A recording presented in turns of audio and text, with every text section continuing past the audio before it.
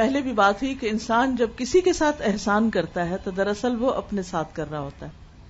اس کی ایک شکل یہ ہے، حدیث میں آتا ہے، حضرت ابو امامہ کہتے ہیں کہ میں نے رسول اللہ صلی اللہ علیہ وسلم کو ارشاد فرماتے ہوئے سنا، دوسروں کے ساتھ احسان کرنے سے آدمی بری موت مرنے سے بچا رہتا ہے.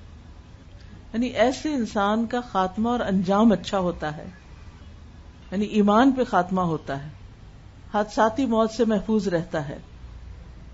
اور دوسری نصیحت آپ نے کیا فرمائی؟ پوشیدہ صدقہ کرنے سے اللہ کا غصہ بجھتا ہے.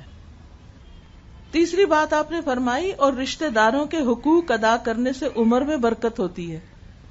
اب آپ دیکھیے کہ یہ اصول گھر سے باہر کے لیے تو ہے ہی، اپنے گھر کے اندر اپلائی کرنے کے لیے. احسان کیا ہے؟ احسان ہے کسی کے ساتھ نیکی کرنا، اچھا کرنا. بعض اوقات اس کے ساتھ تو ہم اچھا کرتے ہیں جو ہمارے ساتھ اچھا کرتا ہے، لیکن جو ہمارے ساتھ اچھا نہیں کرتا ہم اس کے ساتھ اچھا نہیں کرتے، مقابلے پہ آ جاتے ہیں، اور شیطان ہمیں بلوا دیتا ہے کہ اس اچھائی کا فائدہ ہم ہی کو ملنے والا ہے. لہذا کوئی ہمارے ساتھ اچھا نہ بھی کرے پھر بھی ہم نے اس کے ساتھ اچھا کرنا ہے، یہ سوچ کے رکھنا ہے میں نے تو اچھا ہی کرنا ہے. وہ نہیں کرتا، اس کا معاملہ اس کے رب کے ساتھ، مجھے اچھا کرنا ہے. بعض اوقات ایسا ہوتا ہے کہ شوہر ہی اچھا نہیں کرتا تو پھر انسان غصے میں آ جاتا ہے، جب یہ میرا خیال نہیں رکھتا، جب یہ مجھے ٹائم نہیں دیتا، جب میری کوئی بات نہیں سنتا تو میں کیوں اس کی مانوں، میں کیوں اس کی سنوں. تو جواباً ہم بھی ناراض ہونا شروع ہو جاتے ہیں. نتیجہ کیا ہوتا ہے؟ دوریاں بڑھتی چلی جاتی ہیں. جب آپ یہ سوچ لیتے ہیں کہ کوئی بات نہیں، یہ نہیں بھی اچھا کرتا، مجھے اچھا کرنا، ایک دن تو اس کا دل میری طرف پلٹے گا نا، اور واقعی پلٹے گا. بس صبر کا امتحان ہے، تھوڑے دن کی بات ہے.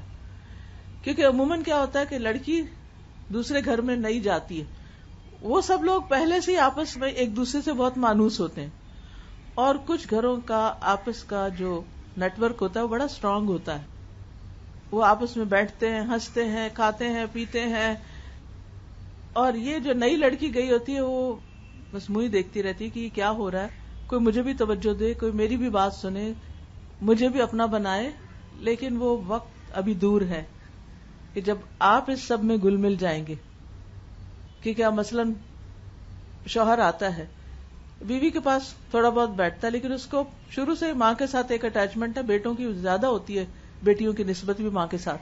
اب آتا ہے، بیٹھتا ہے، ماں کے ہاتھ کا کھانا اس کو پسند ہے، ماں کی شفقت محبت، تو لڑکی اس کو محسوس کرتی ہے. اب ایسے میں انسان صرف بدگمان نہ ہو، صرف دوسرے کو سناتا ہی نہ رہے کہ تم میرے ساتھ یہ نہیں کرتے، وہ نہیں کرتے، اور تم وہاں زیادہ ٹائم دیتے اور مجھے کم ٹائم دیتے. اس قسم کی بہت سے گلے شکوے اور ناراضگیاں دل میں ایک لاوا بھڑکاتی رہتی ہیں، اور پھر کسی وقت وہ پھٹتا ہے تو ہر چیز تباہ و برباد کر دیتا ہے. تو وہ اندر اس کو جگہ نہیں دینی چاہیے، اس آگ کو روز بجھا دینا چاہیے. شوہر بیوی کے درمیان ایسی چیزیں نہیں ہونی چاہیے کہ جو دل کے اندر لاوے کی طرح پکتی رہیں. رات سونے سے پہلے معاملات صاف کر کے سوئیں، معاف کر کے سوئیں. ہم عورتوں کی عادت یہ ہوتی ہے نا، جذباتی بھی ہوتے ہیں، سینسیٹیو بھی ہوتے ہیں، مائنڈ بھی جلدی کر لیتے ہیں، خوش بھی جلدی ہو جاتے ہیں، رو بھی جلدی پڑتے ہیں، روتے روتے ہنس بھی پڑتے ہیں. یہ ساری چیزیں چل رہی ہوتی ہیں. تو ایسی صورت میں انسان تھوڑا سا میچورٹی کا ثبوت دے، تھوڑا سا صبر اور حوصلے سے کام لے، اور حالات کے اچھا ہونے کا انتظار کرے، اور دوسرے کو بھی سپیس دے.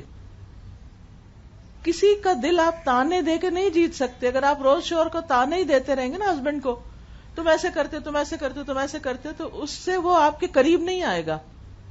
اس کو پتا ہے جو ہی میں اس کے پاس بیٹھوں گا اس نے مجھے تانے ہی دینے، وہ اوائڈ کرنے لگے گا. تو بہتر یہ ہے کہ آپ اس کو جب آئے بلا دیں، دوسری باقی ساری بات اچھی اچھی باتیں کریں. کیونکہ اگر آپ ہر وقت بری باتیں ہی کر رہے ہیں تو پھر وہ سکون والی بات تو نہ ہوئی نا، جو اللہ نے جس مقصد کے لیے شادی کا نظام رکھا ہے، لِتَسْكُنُوا إِلَيْهَا. تو ایسے میں انسان سوچے کہ جب میں کسی کے ساتھ احسان کروں گی تو میرا انجام اچھا ہوگا، اپنی خاطر انجام اچھا ہوگا، بری موت سے بچ جاؤں گی. اور موت کیا ہے؟ زندگی کے خاتمے کا نام ہے، جس کے بعد پھر اور کوئی چانس نہیں ہمارے پاس اچھا کرنے کا. تو اس دن کے لیے، اس وقت کے لیے اچھا کریں.